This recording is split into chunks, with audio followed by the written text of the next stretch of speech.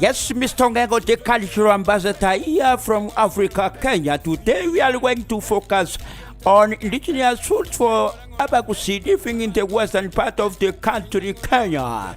We start by millet. Millet, we used to prepare porridge.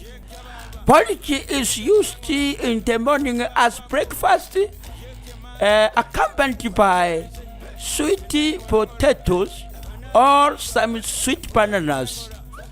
The millet is ground to make flour to cook ugali, which is eaten during lunchtime or supper, accompanied by meat or milk.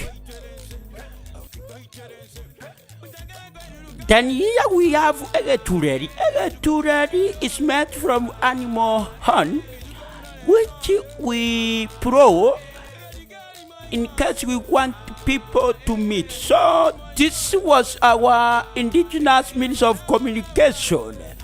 Next year, this is footwears which were made from trees, and here is our musical instrument called obokano.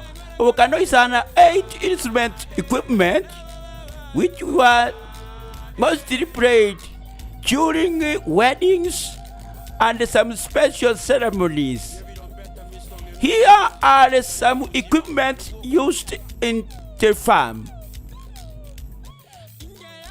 Oruambo, omonyonjo, oroteru, ensionorogena, ekonu.